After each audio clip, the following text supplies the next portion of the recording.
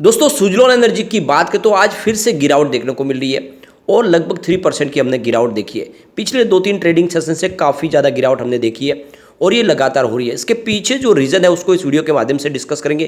क्यों right issue success होने के बाद स्टॉक फिर से नीचे आ रहा है और जिस तरह से पॉजिटिव माहौल बना था वो क्यों कायम नहीं रह पाया और क्यों आखिरकार स्टॉक में फिर से हमें देखने को मिला कि डाउनफॉल लगातार हो रहा है। तो इसके पीछे जो असली वजह है उसको जानने की कोशिश करेंगे। साथ में यहाँ पे एक बहुत बड़ी अपडेट निकल के आ रही है। गवर्नमेंट की तरफ से एक बहुत बड़ा डिसीजन लिया गया है ग्रीन एनर्जी को सपोर्ट करने के लिए। यहाँ पे जिस तरह से गवर्नमेंट ने अपना गोल सेट किया है कि आने वाले 2070 तक जीरो कार्बन पॉलिसी पे चलना है, तो उसके लिए ज़रूरी है कि ग्रीन एनर्जी को प्रमोट किया जाए और इसके लिए सरकार की तरफ से एक बहुत ही ज़बरदस्त डिसीजन लिया गया है। इसको हम इस वीडियो के माध्यम से डिस्कस करने वाले। साथ में यहाँ पे आप देखें तो सुजलॉन एनर्जी को लेकर भी अपडेट है, उसको भी समझेंगे और क्या इस समय हमें सुजलॉन में निवेश करना चाहिए।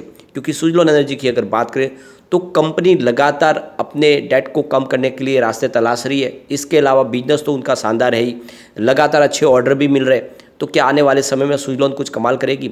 वैसे सुजलॉन के लिए जो सबसे बड़ी नुकसान वाली बात यह है कि उनके जो प्रमोटर तुलसी तांती, उनकी अचानक मृत्यु हो गई और ये जो हुआ ये एक तरह से सुजलॉन के लिए बड़ी क्षति है। क्योंकि सुजलॉन के पास जो भी एक्सपीरियंस है उसमें सबसे बड़ा जो योगदान है वो तुलसी तांती का ही है।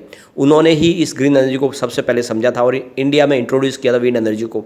तो एक तरह से उनको विंड एनर्जी का जनक कहा जाता है, लेकिन अब वो नहीं है। लेकिन उनके भाई फिर भी कंपनी को संभाल सकते हैं क्योंकि वो भी स्टार्ट से उनके साथ में जो भी उनका काम करने का तरीका वो सब उनको पता है। तो उस हिसाब से वो कंपनी को आगे लेके चल सकते हैं। तो यहाँ पे सबसे पहले अगर हम कारोबार को डिस्कस करें तो स्टॉक की शुरुआत 8.50 पर हुई और आप देख सकते हो लो बना 8 का और हाई है 8.60 का। यानी इंट्राडे में हमने कुछ पॉजिटिव मूवमेंट देखे, लेकिन उसके बाद में जो क्लोजिंग है वो बिल्कुल नीचे की तरफ है 8.15 पर, यानी 2.98% की गिरावट देखी हमने।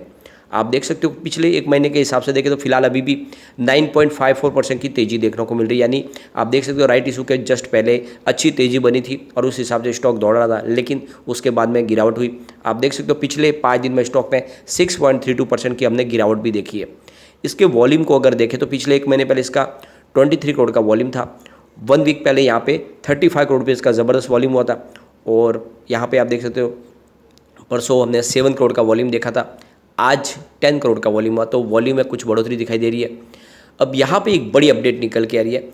सरकार ग्रीन एनर्जी के लिए सबसे ज़्यादा ज़रूरी है बैटरी स्टोरेज, यानी सोलर पावर हो या फिर विंड पावर हो।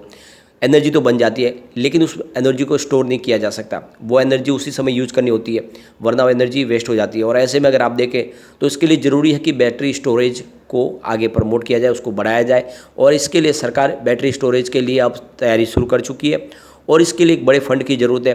तो ऐसे में सरकार आप देख सकते हो बैटरी स्टोरेज और हाइड्रो पावर प्रोजेक्ट को सपोर्ट देने के लिए यहाँ पे अब सरकार ग्रीन बॉन्ड्स लेके आ रही है। तो गवर्नमेंट करीब 16,000 करोड़ रुपीज़ के ग्रीन बॉन्ड्स लाएंगी और इस ग्रीन बॉन्ड्स की रकम के माध्यम से बैटरी स्टोरेज के काम को आगे बढ़ाया जाएगा।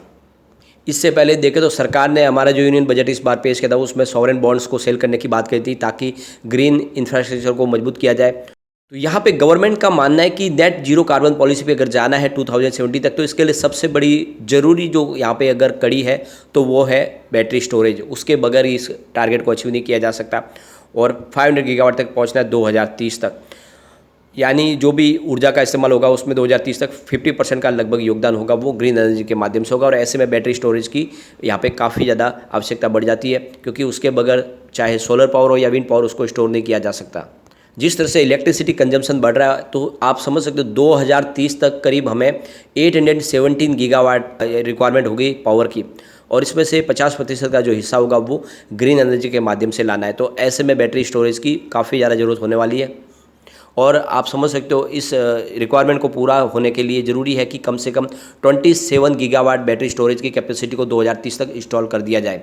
और आप समझ सकते हो कि इसके लिए सरकार ने कमर कस ली है और इस ग्रीन बॉन्ड्स के माध्यम से रकम जो आएगी उससे बैटरी स्टोरेज की कार्रवाई को आगे बढ़ाया जाएगा।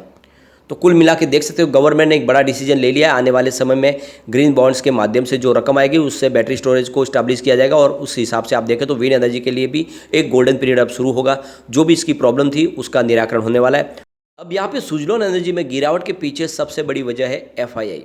एफआई फिर से बाजार में बिकवाल बने हैं और इस वजह से जो सुजलॉन में तेजी बनी थी वो रुक गई है। आखिरकार में जो बड़ा निवेश है वो एफआई का ही है और लगातार सुजलॉन एनर्जी में एफआई की तरफ से इन्वेस्टमेंट होता है। अगर हम ये आंकड़े देखें तो 17 अक्टूबर को उन्होंने 372 करोड़ रुपीज़ की बिकवाली की थी, 18 अक्टूबर को उन्होंने 153 करोड़ रुपीज़ की बिकवाली की और 19 अक्टूबर को उन्होंने 453 करोड़ रुपीज़ की क्वांटिटी सेल की थी। लेकिन 20 अक्टूबर को उन्होंने 1864 करोड़ रुपीज़ का अपना खरीदारी किया और 21 अक्टूबर को उन्होंने 438 करोड़ रुपीज़ का माल खरीदा। उस हिसाब से लगने लगा कि अब एफआई फिर से बाजार में खरीदार बनेंगे, लेकिन ऐसा हुआ नहीं। आप देख सकते हो 24 अक्टूबर को फिर से उन्होंने 153 करोड़ रुपीज़ की बिकवाली की और ये बिकवाली बढ़ के 25 अक्टूबर को 247 करोड़ रुपये तक पहुंच गई। तो इस वजह से अगर आप देखें तो जैसे सुजलॉन में गिरावट हो रही है उसके पीछे वजह एफआई है। एफआई बाजार में बिकवाली शुरू कर चुका है, क्योंकि अगर आप देखें तो एफआई में पिछले कई क्वार्टर से लगातार होल्डिंग बढ़ी है सुजलॉन में। आप देख सकते हो एफआई ने 2021 में 4.08% की होल्डिंग ली थी, जो सितंबर 2021 में बढ़ के 4.10% तक पहुंची और दिसंबर 2021 में ये एफआई की होल्डिंग सुजलॉन में 4.85% तक पहुंच गई। मार्च की बात करें तो मार्च 2022 में ये 5.52% तक पहुंची और जून क्वार्टर में ये 6.29% तक पहुंची। तो लगातार हर क्वार्टर में एफआई होल्डिंग बढ़ा रहा है और जब एफआई बाजार में निवेश निकाल रहे तो ऐसे में सुजलॉन में भी आपको गिरावट होनी लाजमी है। दूसरी तरफ अगर आप देखें तो कुछ आज बड़े फंड हाउस ने यहाँ पे बिकवाली भी की है, ये दिखाई दे रहा है हमें, लेकिन सामने कुछ बड़ी खरीदारी भी हो रही है। सबसे बड़ी बात है कि रिटेल इन्वेस्टर फिलहाल खरीदारी नहीं करे। आप देख सकते हो 10:48 पर 8.40 की प्राइस से 15,85,000 शेयरों की बिकवाली हुई है। बड़े फंड हाउस ने बिकवाली की है, हो सकता है एफआई की तरफ से बिकवाली हुई हो। फिर उसके बाद देखें तो 11:59 पर 8.35 की प्राइस से 22 लाख शेयरों की खरीदारी हुई, लेकिन फिर 12:11 पर वापस यहाँ पे 8.30 की प्राइस से 10,80,000 शेयरों की बिकवाली हो गई।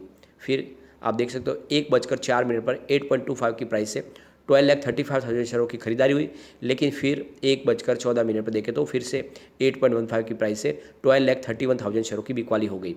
उसके बाद आप देख सकते हो 1:23 पर 8.25 की प्राइस से 13,85,000 शेयरों की खरीदारी हुई और उसके बाद 2:36 पर 8.20 की प्राइस से 32,92,000 शेयरों की खरीदारी हुई, लेकिन उसके बाद 2:37 पर फिर से 8.20 की प्राइस से 16,55,000 शेयरों की बिकवाली हो गई। उसके बाद 2:40 पर 8.15 की प्राइस से 20,81,000 शेयरों की बिकवाली हुई और फिर 2:43 पर 8.10 की प्राइस से 23,71,000 शेयरों की और बिकवाली हुई। तो आप ये देख सकते हो कि लगातार बिकवाली हुई, खरीदारी भी हुई है, अच्छी खासी हुई है, ऐसी नहीं बात, लेकिन बिकवाली भी ज़्यादा है और इस वजह से हमें आज दबाव देखने को मिला। रिटेल इन्वेस्टर का फिलहाल साथ नहीं मिल रहा है और इस वजह से गिरावट हो रही है, लेकिन इस गिरावट को आपको फ़ायदा उठाना चाहिए। आने वाले समय में सुजलॉन में बिल्कुल तेज़ी बनेगी और ज़बरदस्त तेज़ी बनेगी। थोड़ा सा आपको इसमें धैर्य के साथ बने रहना होगा। यहाँ पे कंपनी की परफॉर्मेंस देखें तो 2022 में काफ़ी शानदार रही है। आप देख सकते हो 2018 में इनका 8,116 करोड़ रुपीज़ का टोटल रेवेन्यू था, जो 2019 में कम होके 5,024 करोड़ तक आ गया और 2020 में इसमें काफ़ी बड़ी गिरावट हुई। 2,970 करोड़ रुपीज़ का टोटल रेवेन्यू था, लेकिन 2021 में फिर से इसमें बढ़ोतरी हुई और 3,345 करोड़ रुपीज़ का रेवेन्यू मिला, जो 2022 में बढ़ के 6,581 करोड़ तक पहुँच गया।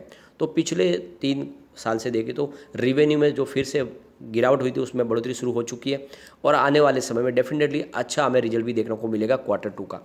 अब यहाँ पे देखें तो इनके प्रॉफिट लॉस की बात करें तो 2018 में 389 करोड़ का बड़ा लॉस था, 2019 में बढ़ के 1,531 करोड़ तक पहुंच गया और 2020 में तो इनको बहुत ही बड़ा लॉस हुआ, करीब 2,691 करोड़ का ज़बरदस्त लॉस हुआ और उसी समय देखें तो प्राइस बिल्कुल कौड़ियों के भाव में गई। लेकिन उसके बाद 2021 में कंपनी को फिर से 100 करोड़ का प्रॉफिट हुआ।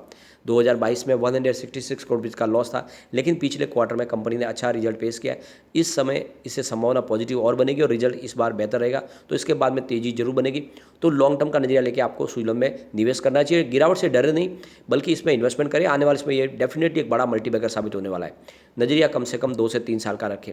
लेकिन फ्रेंड, कोई भी इन्वेस्टमेंट करने से पहले अपने फाइनेंशियल एडवाइजर के बारे में ले ले या अपना खुद का रिसर्च करें, क्योंकि मैंने वीडियो आपके एजुकेशनल पर्पज़ के लिए ही बनाए। वीडियो पसंद आए तो लाइक से जरूर कीजिए और चैनल को सब्सक्राइब कर दीजिए।